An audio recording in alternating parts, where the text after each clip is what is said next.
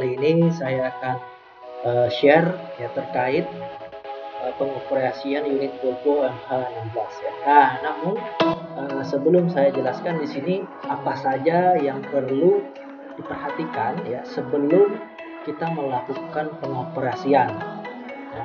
Nah, di sini apa saja yang harus dicek dan apa saja yang harus kita ketahui sebelum kita mengoperasikan unit Volvo maupun unit-unit yang lain juga ya. Dan ini sebenarnya saya kasih secara umum ya.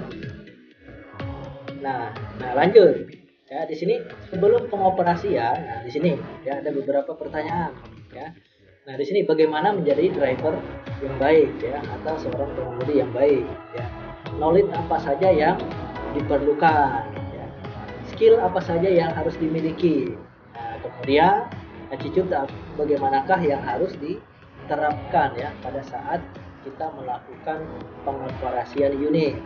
Nah, di sini ya kebanyakan ya seperti apa supaya menjadi driver yang baik ya. Nah, pasti rekan-rekan akan menjawab itu adalah seorang driver atau pengemudi yang mahir.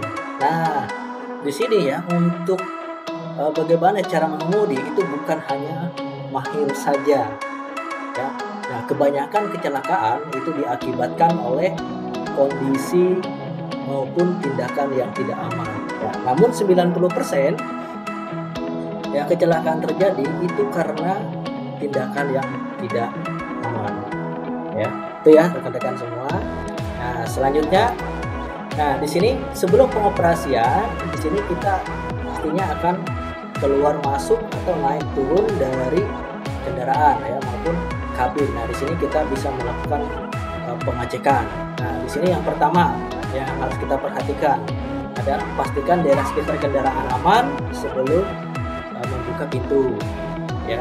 Kemudian yang kedua ya, gunakan prosedur 3 poin kontak untuk naik atau turun dari kabin kendaraan ya. Jadi pastikan ya ketika kita naik turun ya, ini kita perhatikan ya 3 titik kontak ya. Hal-hal seperti ini adalah hal-hal yang sepele ya, tapi kalau ini terjadi kecelakaan ini bisa mengakibatkan hal yang fatal ya. Lanjut. Nah, di sini kita gunakan penjagaan kaki dan handrail yang disediakan ya. Jadi untuk unit Volvo ya di sini juga sudah terdapat handrail ya, ada pada bagian sampingnya ya, kemudian juga ada pada bagian depannya. Di situ ada handrail ya untuk pegangan tangan ya pada saat kita naik atau turun tangganya ya. Nah, kemudian ketika kita sudah di dalam kabin, nah kita di sini lakukan ya adjust seat ya atau driver, kemudian posisi dari steering wheel ya. Usahakan ini senyaman mungkin ya agar pada saat kita melakukan driving atau mengemudi ini kita benar-benar nyaman dan konsentrasi ya. Nah, kita lihat ya di sini ya. Nah, pertama untuk melakukan adjusting seat ya. Adjusting seat ini harus dilakukan pada saat unit berhenti ya, jelas ya. Untuk seat itu sendiri atau jok ya, di sini kita melakukan setting itu pada saat anginnya sudah terisi ya, karena sistem suspensi yang ada pada jok ya atau seatnya ini dia menggunakan angin ya. Nah, kemudian untuk adjusting steeringnya, untuk posisi steering ya baik maju mundur maupun atas bawahnya. Nah, di situ kita lihat ya, kalian perhatikan di sini di atas pedal gas di situ ada pedal kecil ya.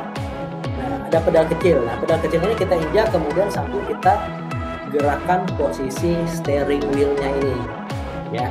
Nah, ini bisa kita arahkan baik ke depan, ke belakang maupun ke atas. Jadi ada 3 posisi ya, naik ke depan, belakang, kemudian atas, bawahnya ya, disesuaikan dengan postur tubuh si pengemudinya ya. Nah, kemudian di sini saya tambahkan juga di sini apa penyebab kecelakaan ya. Nah, penyebab kecelakaan yang paling banyak itu faktornya adalah faktor manusia ya atau dari humannya. Nah, jadi 90% itu karena faktor manusianya ya.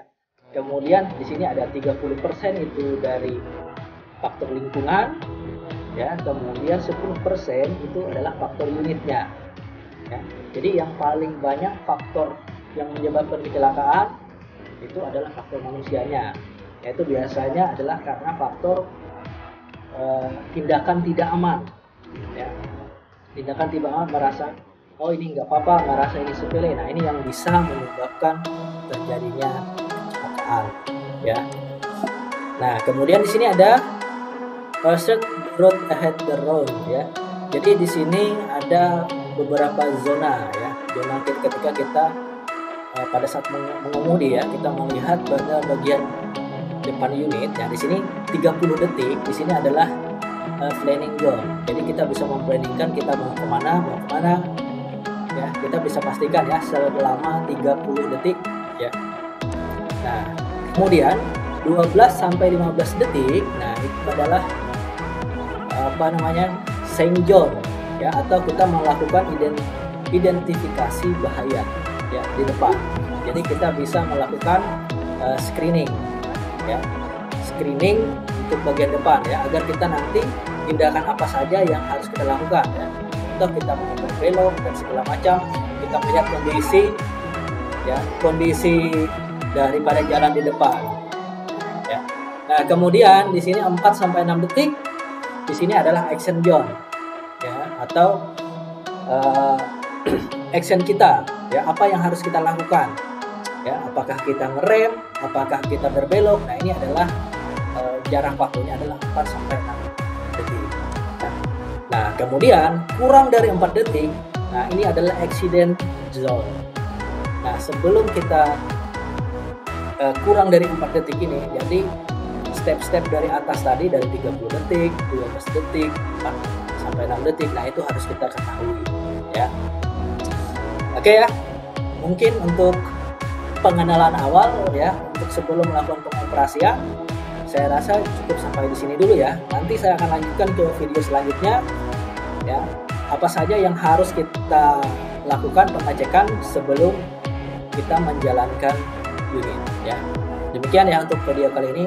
Terima kasih.